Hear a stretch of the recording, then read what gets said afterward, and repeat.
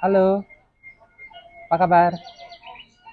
Jadi, video kali ini kita akan memberikan tips bagaimana memenangkan sebuah kompetisi, ya.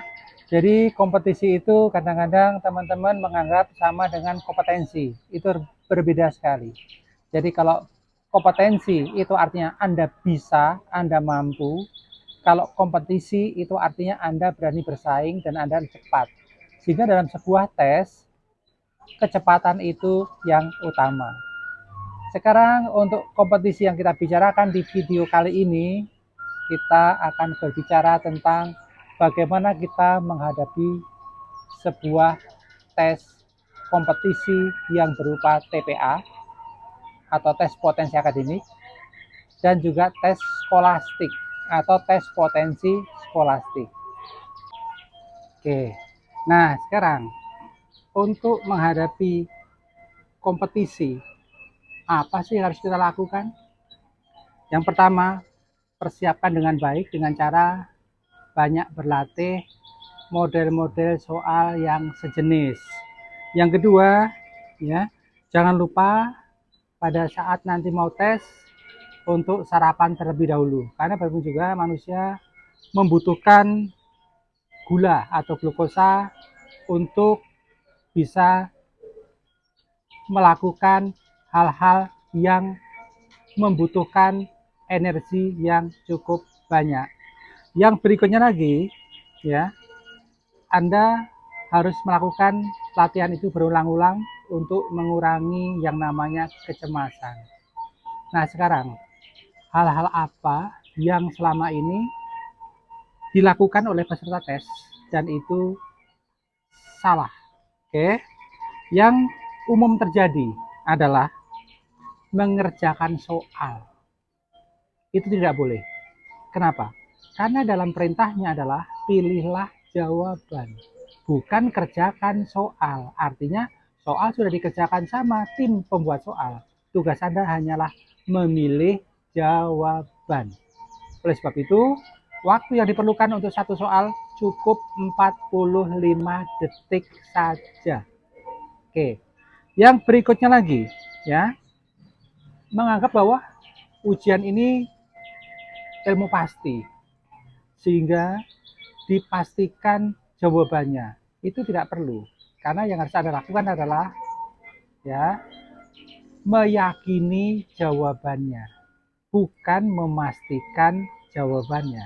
Cukup diyakini, kok rasa-rasanya aku serak yang A, tembak yang A. Kok rasanya aku serak yang C, tembak yang C. Oke. Berikutnya lagi, ya. Prinsip dasar dalam berkompetisi adalah lebih cepat, lebih baik. Oke, lebih baik saya ambil keputusan apakah A, B, C, D atau E, ya. Kalau memang itu kita yakini benar, kita eksekusi. Yang berikutnya lagi, apa yang umum dilakukan oleh teman-teman, yaitu gagal paham dalam membaca soal. Gagal paham ini akan berakibat kepada pada saat dia harus mencari korelasi, maka gagal pula mengkorelasikan. Karena pada prinsipnya adalah, ya namanya soal itu ada korelasi antara soal dan pilihan jawaban.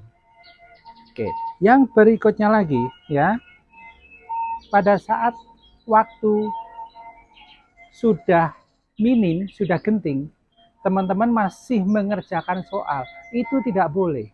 Karena pada saat waktu sudah genting, sudah tinggal sedikit, tugas teman-teman adalah mengeksekusi semua soal dengan cara memilih jawaban. Yang penting memutuskan daripada tidak memutuskan sama sekali. Baik.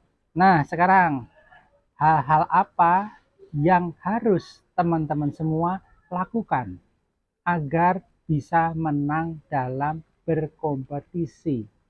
Baik ini tes mau dipakai untuk seleksi beasiswa, mau dipakai untuk seleksi masuk pasca sarjana, mau dipakai untuk seleksi karya siswa yang lain, misalnya untuk Sesbima, Sesbimen, untuk sesko, untuk Lemhanas, termasuk untuk adik-adik kita yang mau masuk ke sekolah lebih lanjut. Hal pertama yang teman-teman wajib harus lakukan, ya, pada saat membaca soal, mohon untuk berprasangka baik. Artinya apa? Menggunakan hati tanpa berpikir. Kalau soal ini Anda rasakan rumit, berprasangkalah dengan baik bahwa sebetulnya ada cara cepatnya, ada solusinya. Karena Tuhan tidak mungkin memberikan ujian melebihi kemampuan orang tersebut untuk menghadapinya. Itu yang pertama. Yang kedua, baca pola soal. Maksudnya apa? Semua soal itu ada polanya. Nanti kita berikan contoh, ya. Sehingga pada saat kita bisa membaca sebuah pola soal, maka kita akan cepat untuk memahaminya dan mengeksekusi jawabannya. Yang ketiga, ya, teman-teman lebih banyak menggunakan rasa, feeling, intuisi, imajinasi tanpa menggunakan pikiran. Nah, tentu teman-teman akan menyangka bahwa lah selama ini sekolah diajari berpikir. Tapi kenapa justru pikiran nggak dipakai di dalam soal-soal seperti ini? Ingat, potensi letaknya ada pada otak kanan. Pikiran letaknya ada pada otak kiri. Sehingga kalau otak kiri yang dites adalah kemampuan atau kompetensi, kalau otak kanan yang dites adalah kecepatan mengeksekusi jawaban. Oke, nanti teknik-teknik seperti apa? Saya berikan contohnya. Baik, ini salah satu contoh soal yang teman-teman pusing dan menggunakan pikiran persis seperti pada waktu sekolah. Dikerjakan, padahal tidak boleh dikerjakan. Cukup dipilih jawaban dengan membaca tersirat, bukan tersurat. Bagaimana caranya? 87,50% dikalikan 1 lebih 15 per 49, jadi 1 lebih dikit. Maka dibaca sebagai ini kurang lebih 1 kalikan kurang lebih 1 sama dengan kurang lebih 1. Setelah kita membaca tersirat, lihatlah dalam pilihan jawaban. Manakah yang berbunyi kurang lebih 1? Hanyalah B. Coba kita telaah, yang A 11, jauh sekali. Yang B, ini jawaban yang benar. Yang C, mendekati 1,5. Yang D, 0, yang E 0, manakah yang berbunyi kurang lebih 1 kali kurang lebih 1, hasilnya kurang lebih 1 adalah 1,143. Misalkan soal seperti ini, di dalam kurung, maka Anda jumlahkan dulu 997 kuadrat, karena kuadrat ada di luar. Oke, berarti dijumlahkan dulu, baru kuadrat. Nah, sekarang silahkan lihat 7 kuadrat, itu 49. Berarti jawaban itu yang punya korelasi hanyalah yang ekornya 9. Hanya kemungkinan B atau yang E, karena 9 ekornya. Jangan dibaca 997, karena itu artinya Anda sudah melakukan kesalahan, membaca tersurat. Harusnya Anda baca tersirat. Apa itu? Kurang lebih 1000. Kalau dikuadratkan, jawabannya kurang lebih 1 juta. Maka antara B sama E, mana yang berbunyi kurang lebih 1 juta? Maka yang ini salah. Yang betul jawabannya yang E. Baik, jadi kita itu dalam menghadapi soal, yang saya lakukan ini bukan mengerjakan. Nanti dalam sebuah tes itu cukup dibayangkan saja. Orang membahas soal seperti ini menggunakan otak belahan sebelah kanan. Oke, apa itu? Orang yang menggunakan otak kanan lebih suka memulai sesuatu itu dari persamaan. bukan dari perbedaan, justru menghindari perbedaan. Apa dalam soal ini yang sama? Kalau ini berkolaborasi itu sama 31. Kalau ini berkolaborasi juga 31. Ini pun berkolaborasi 31. Hasil kolaborasi menghasilkan 31. Kalau angkanya ada 30, maka ada berapa pasangan 30 dibagi 2, yaitu ada 15 kali berapa? 31. Berarti dikalikan 31, 465. Maka jawabannya adalah yang E.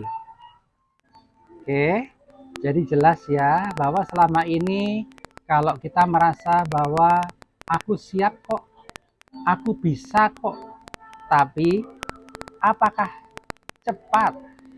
Anda kompeten? Apakah siap berkompetisi? Oleh sebab itu, latihan pun perlu ada mentornya. Oke, saya ngajar sudah 21 tahun. Ya, tentang apa itu? Tentang tes potensi akademik atau tes skolastik. Saya memberikan wawasan bahwa sebetulnya tes skolastik atau tes potensi akademik itu menggunakan otak belahan sebelah kanan. Dan saya bimbing satu persatu. Dan hasilnya di atas 70% berhasil mencapai apa yang dicita-citakan, mencapai apa yang ditargetkan. Oke, saya tutup. Mudah-mudahan nanti bersambung lagi ke video motivasi yang lain. Terima kasih banyak. Wassalamualaikum warahmatullahi wabarakatuh. Salam sehat.